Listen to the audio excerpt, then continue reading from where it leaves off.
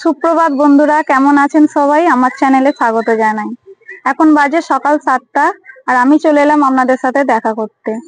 সেই দুর্গাপুজো থেকে কার্তিক পুজোয় তো পুজো পুজো চলছে, আর এখন তো আর পুজো থাকবে না। কার্তিক পুজোর পর এখন আবার সেই সরস্বতী পুজো। আর এখন সকালবেলা আমি আপনাদের সাথে কথা বলতে এলাম। মনটা হচ্ছে যে কতদিন আপনাদের সাথে দেখা করিনি, একটা সপ্তাহ হয়ে গেল। আর আজকে অঘ্রান মাসের 2 তারিখ, বেশ ঠান্ডা ঠান্ডা লাগছে কিন্তু। আর এখন আমি যাই, দেখি ঠাকুরকে একটু জল টল দিয়ে দিই, তারপর আপনাদের সাথে আবার কথা বলবো। এখন আমি যাব হরিতলায় জল দিতে, চলুন যাই।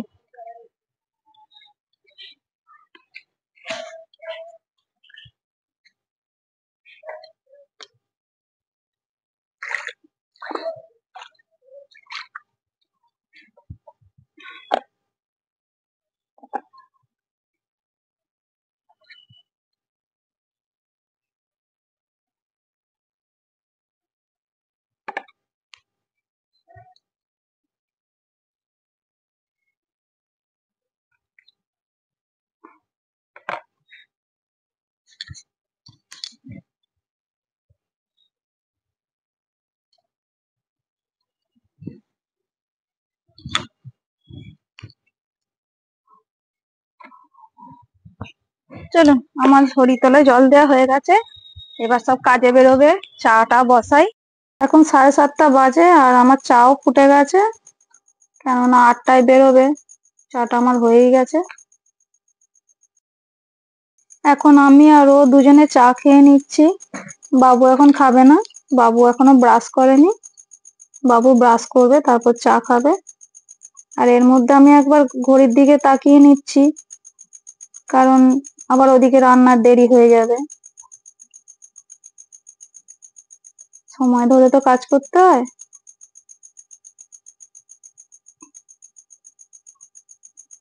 ওর বাবা বেরিয়ে গেলেই আমি রান্না বসাবো।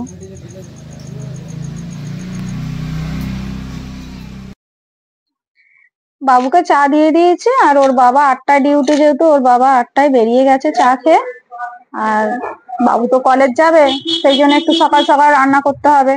তাই এখন বসে পড়লাম আনাজ কুটতে।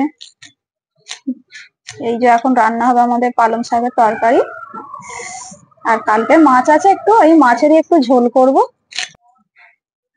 লাউ শাক আর পালং শাকের তরকারি হবে। লাউ শাক আর পালং শাক কেটে নিচ্ছি।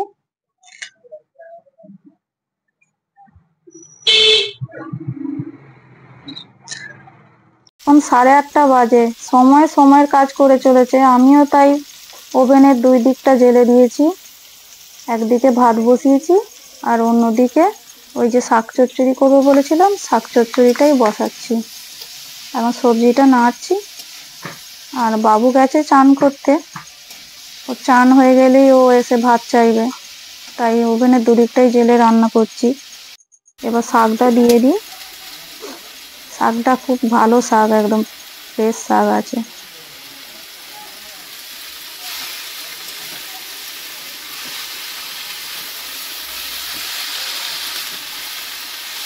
আর এই যে শাকটা রান্না করছি, এটা কিন্তু বাজারের কেনা শাক নয়, এটা হচ্ছে আমার পিসির বাড়ি থেকে দিয়েছে। এটা চাষের শাক, একদম তাজা ফ্রেশ শাক।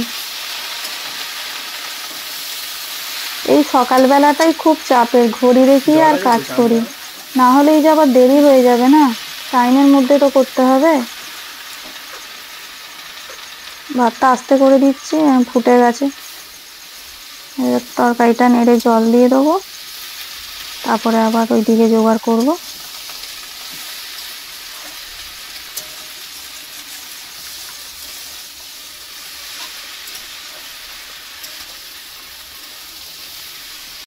এবার মাছের ঝোলটা বসাবো, তাই মাছগুলোকে একটু ভেজে নিচ্ছি। আর মাছ ভাজা হয়ে গিয়ে ঝোলটা চাপালেই আমার রান্না আজকে হয়ে যাবে।